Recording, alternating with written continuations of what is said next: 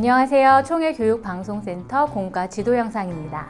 우리는 사순절과 부활절을 보내면서 하나님의 약속을 이루시기 위해 이 땅에 오신 예수님 이야기를 들었습니다.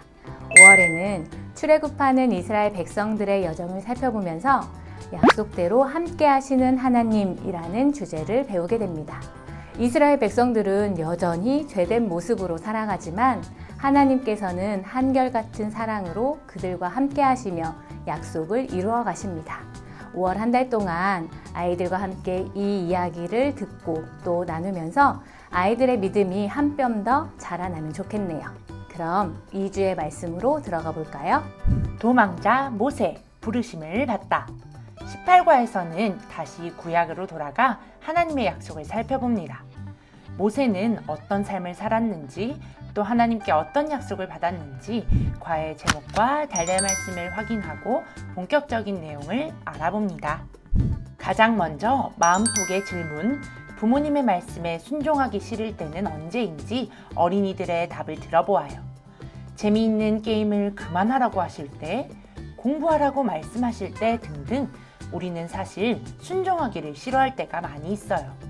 하기 싫은 일을 시키시거나 혹은 할 수 없을 것 같은 일을 시키실 때도 마찬가지죠. 성경에도 우리처럼 순종하기를 싫어하고 어려워했던 사람이 있어요. 성경 이야기로 넘어가 떨기나무 앞에서 하나님의 부르심을 받은 한 사람의 이야기를 만나보아요. 하나님께서는 약속하신 그대로 애굽의 노예로 살고 있는 이스라엘 백성을 구원하기 위해 한 사람을 부르셨어요.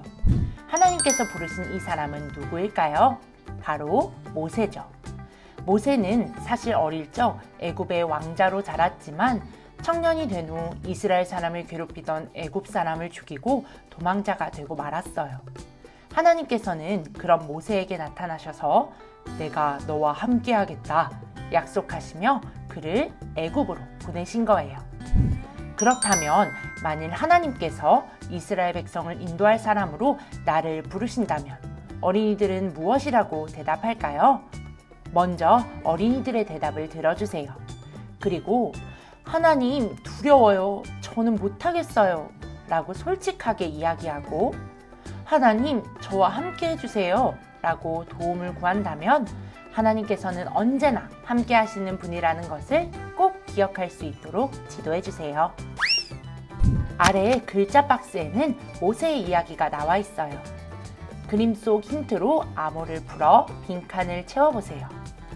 아기 모세가 나일강에 띄워졌을 때도, 모세가 애굽의 왕자로 자랄 때도, 도망자가 되어 광야에 있을 때에도 모세를 잊지 않고 함께 하신 하나님을 발견할 수 있을 거예요. 그 하나님께서 지금 어린이들과도 함께 하신다는 것을 잊지 말기로 약속해요.